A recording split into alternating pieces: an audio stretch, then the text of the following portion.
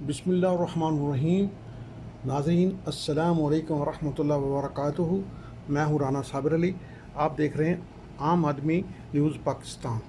आज बात होगी ओवरसीज़ पाकिस्तानियों की। वो किन मुश्किलात में, किन हालात में पैसा कमा के पाकिस्तान भेजते हैं। वो तकरीबन 20 बिलियन डॉलर्स के बराबर पहुंच जाता है और आपको ये नहीं पता वो किन हालात में यहाँ रहते हैं, ओवर टाइम करते हैं और बड़ी लो स्टैंडर्ड की रहायशों में रहते हैं पैसा बचाने के लिए, ताकि हमारे वतन में वो पैसा जा सके।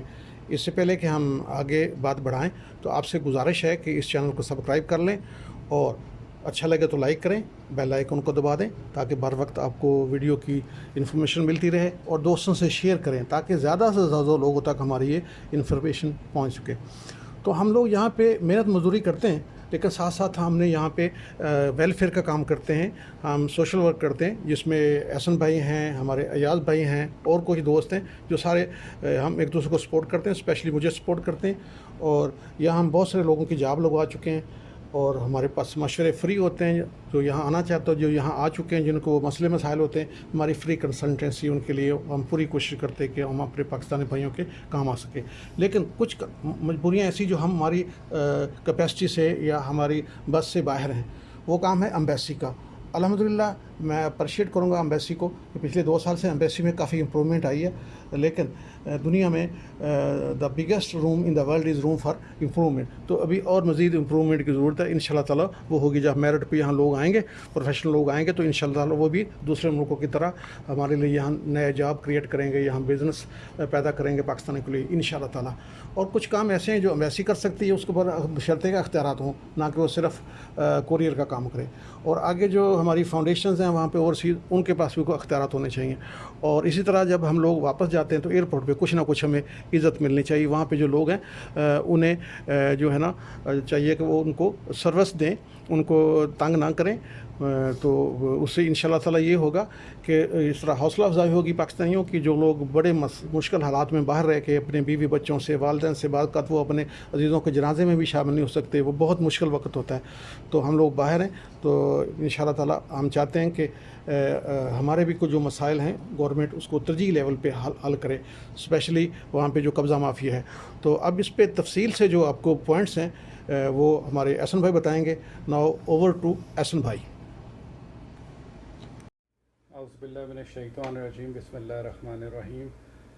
मैं सबसे पहले राना साबिर भाई को मुबारकबाद देना चाहता हूँ कि जो उन्होंने काम शुरू किया है ओवरसीज़ की प्रॉब्लम्स और उनकी जो है सॉल्यूशंस का जो कम्युनिकेशन का ज़रिया जो आम आदमी न्यूज़ चैनल बनाया है, बहुत अच्छा काम है। और माशाल्लाह वो बहुत कोशिशें कर रहे हैं कि ओवरसीज़ की जो प्रॉब्लम्स हैं वो हमारी जो लीडरशिप तक वो पहुँचे और हमारी गवर्नमेंट और हमारी एम्बेसी तक ये चीज़ें जो है वो पहुँचे और वो इनके ऊपर अमल करें और ओवरसीज़ के मसले मसाइल हल करें।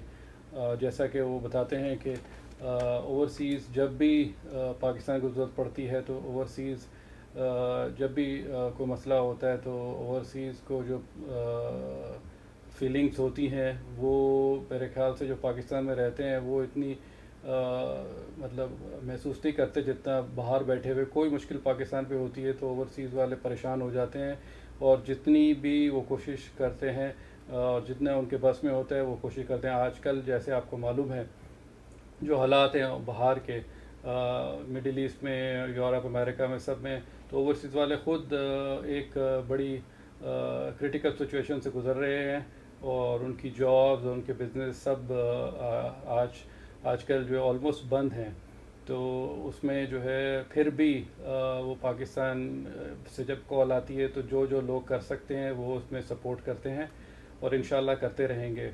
और मैं आम आदमी न्यूज़ चैनल के तवस्सुल से कुछ पॉइंट्स हैं जो कि ओवरसीज़ की प्रॉब्लम्स हैं वो मैं एड्रेस करना चाहूँगा और राना साबिर भाई को ये चीज़ें मैं फॉरवर्ड कर रहा हूँ कि वो अपने चैनल से ये गवर्नमेंट तक, एम्बेसीज़ तक और जितने भी हुकाम आला हैं उन तक ये पहुँचे और वो इसके ऊपर एक्शन लें और ओवरसीज़ के जो प्रॉब्लम्स ये सॉल्व करें। हमेशा ओवरसीज़ जब भी प्रॉब्लम होती है वो आगे बढ़ के पाकिस्तान के सपोर्ट करते हैं। तो ओवरसीज़ के लिए हमेशा कोई सपोर्ट पाकिस्तान की तरफ से कभी भी नहीं आई और जब भी हुआ है उनको टैक्सेस के बोझ तले और जो इतने भी जो है प्रॉब्लम्स हैं उनमें दबाया जाता है। तो ये मेरे कुछ पॉइंट्स हैं जो कि हर ओवरसीज़ की प्रॉब्लम है। एक सबसे नंबर वन, तो जब पाकिस्तान आप लैंड करते हैं और एयरपोर्ट पे उतरते हैं, यहाँ से जब लोग जा रहे होते हैं बहुत खुशी खुशी जाते हैं, बहुत एक्साइटमेंट होती है, मगर एयरपोर्ट पे उतरते ही उनका सारा जो खुशी का जो भूत है वो उतर जाता है, क्योंकि जो ट्रीटमेंट वहाँ से जो एयरपोर्ट के स्टाफ से जो मिलती है वो सारा भूत फ़ौरन उतार देती है पाकिस्तान में जब पहुँचते ही। तो ये सबसे पहले मेरी गुजारिश है कि एयरपोर्ट पे जितने भी जो स्टाफ है उसको कम से कम इतना ट्रेन कर दें कि वो कस्टमर सर्विसेज के बेसिस पे जो है वो ट्रीटमेंट एटलीस्ट करे और ओवरसीज़ की जो रिस्पेक्ट है वो उनको दे, ना कि वो ऑर्डर चलाएं और ना कि उनको एज अ स्लेव ट्रीटमेंट दें। तो ये है कि एयरपोर्ट पे सबसे पहले जो है ट्रीटमेंट ओवरसीज़ की जो है वो सही होनी चाहिए, उनको जो है रिसेप्शन जो है वो सही होना चाहिए। दूसरे नंबर पे जो है प्रॉपर्टीज़ जो ओवरसीज़ या यहाँ मिडिल ईस्ट में है, अमेरिका में, यूरोप में है, वो अपनी मेहनत से अगर कुछ प्रॉपर्टी बना लेते हैं और जो पाकिस्तान में लोग बैठे हुए हैं वो उन कब्ज़ा कर लेते हैं और जो है बेचारे वो उनको पता है कि ओवरसीज़ वाले आ तो सकते नहीं हैं, और अगर आएंगे भी तो वो 1 महीने की छुट्टी होती है, 1 महीने से ज़्यादा वो रुक नहीं सकते। तो वो इस चीज़ का एडवांटेज लेते हैं और कब्ज़ा माफिया जो है वो कब्ज़ा करके बैठ जाती है। और वो अगर अदालत में भी ओवरसीज़ वाले जाते हैं तो अदालत में भी पता है आपको स्टे ऑर्डर मिल जाता है और वो सालों साल पूरी ज़िंदगी जो है वो केस चलता रहता है। तो वो बेचारे आधी उम्र तो अपनी जो है वो प्रॉपर्टी बनाने में लगते हैं और आधी उम्र जो है वो केसेस के निपटाने में लगते हैं। और इंसाफ आपको पता है पाकिस्तान में अदालतों का कैसा है, कितनी जल्दी मिलता है। जो तो वहाँ माफिया बैठा हुआ है उनके लिए तो जुमे वाले दिन, इतवार वाले दिन, छुट्टी वाले दिन रात को अदालतें लगती हैं और उनके फ़ैसले भी सुनाए जाते हैं, उनको ज़मानतें भी मिल जाती हैं। तो ये मेरा ये है कि प्रॉपर्टीज़ की सिक्योरिटी का कुछ बिल पास करें। दूसरा, जो इन्वेस्टमेंट करते हैं ओवरसीज़ अपने मुल्क में जो है जितना भी सरमाया, चाहे वो छोटा है चाहे बड़ा है, उसके लिए गवर्नमेंट को चाहिए कुछ उसकी सिक्योरिटी का बंदोबस्त करें, उनके लिए कोई स्पेशल कानून पास करें और जो है जिससे वो सिक्योर फील करें और इन्वेस्टमेंट अपनी जो है जितनी भी है वो पाकिस्तान में लेकर आएँ। और तीसरा ये है कि उनकी जो प्रॉपर्टीज़ होती हैं रेंट के ऊपर, उसके ऊपर भी जो कब्ज़ा माफिया बैठ जाती है और वो लोग जो है खाली नहीं करते। उनको पता है कि ये ओवरसीज़ बैठे हुए हैं और बाहर बैठे हुए हैं, ये आ नहीं सकते, और रेंट पे जो है वो जो कब्ज़ा कर लेते हैं और मकान और जो भी उनकी प्रॉपर्टी है कमर्शियल वो खाली नहीं करते। तो ये बहुत बड़ा मसला है। और अदालतें भी आपको पता है वो जो है रेंट के केसेस जो है कितने लंबे चलते हैं और कितनी जल्दी फ़ैसला होता है। इसके लिए भी कुछ स्पेशल कानून लेकर आएँ और जिससे जो है जल्द फ़ैसले हों।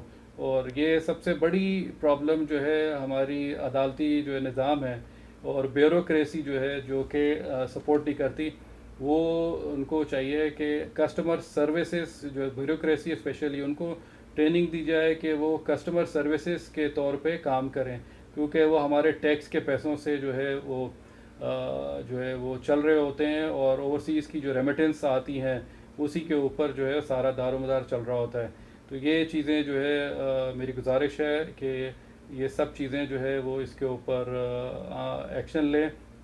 और फिर चौथे नंबर पर जो है वो आपका जो है हाउसिंग स्कीम्स जो आती हैं उसमें ओवरसीज़ भरपूर तौर पर जो है इन्वेस्टमेंट करते हैं, बेचारे किस्तों के ऊपर, इंस्टॉलमेंट्स के ऊपर जो है वो अपनी प्रॉपर्टी बनाते हैं और फिर जब आधी किस्तें चली जाती हैं या फिर ऑलमोस्ट किस्तें कंप्लीट होती हैं, पता लगता है कि ये एलडीए से अप्रूव नहीं है, सीडीए से अप्रूव नहीं है, केडीए से अप्रूव नहीं है। तो ये ऐसा कानून क्यों नहीं बनाते कि जब ये लोग स्कीम्स का जो है वो लॉन्चिंग कर रहे होते हैं और एडवर्टाइजिंग कर रहे होते हैं, उस वक्त क्यों नहीं उनको रोका जाता। जब वो पूरी लॉन्चिंग कर लेते हैं, एडवर्टाइजिंग कर लेते हैं, लोगों को बुकिंग कर लेते हैं, आधे से ज़्यादा किस्तें चली जाती हैं, तो हमारी जो ब्यूरोक्रेसी है या हमारे गवर्नमेंट के जो ऑफिसर्स हैं या डिपार्टमेंट्स हैं वो अखबार में कोने कुदरे में छोटे से नोटिस लगा देते हैं कि ये जी एलडीए अप्रूव नहीं है, इसके अंदर आप जो है वो इसमें जो है पार्टिसिपेट ना करें। तो ये चाहिए जब शुरू में लॉन्च हो रही होती है स्कीम, उसी वक्त उनको रोकना चाहिए, उनको लॉन्च ही नहीं करने देना चाहिए कि लोग हमारे जो है वो जब सब कुछ इन्वेस्ट कर लेते हैं उसके बाद वो लोग एक्शन लेते हैं, ऐसा नहीं होना चाहिए। तो ये इसके ऊपर जो है इनको सोचना चाहिए और इसके ऊपर कोई कानून लेके आना चाहिए। फिर नंबर जो है बैंक ओपनिंग फैसिलिटीज़ जो है वो इजी करनी चाहिए ओवरसीज़ के लिए, और वो बहुत मुश्किल होती है। मेरा एक्सपीरियंस है कि जो ओवरसीज़ वाले होते हैं उनके लिए बैंक के लिए प्रॉब्लम्स होती हैं, जो है मतलब इतने इजीली बैंक ओपनिंग अकाउंट्स नहीं खुलते। फिर उसके ऊपर अगर कभी किसी ओवरसीज़ ने बैंक से लोन लेना कि अगर रिक्वेस्ट करते हैं तो वो लोन बैंक ओवरसीज़ वालों को तो कभी देते ही नहीं। इसके मुकाबले में अगर आप इंडिया में देखें तो इंडिया के NRI अकाउंट होता है, उनके अकाउंट अभी खुलता है तो उनको लोन फैसिलिटी मिल जाती है। तो हमारे यहाँ ये बैंकों को जो है वो इंस्ट्रक्शन देनी चाहिए कि जो ओवरसीज़ रेमिटेंस भेजते हैं उनके लिए लोन फैसिलिटी होनी चाहिए, इजी प्रोसेस होना चाहिए उसका।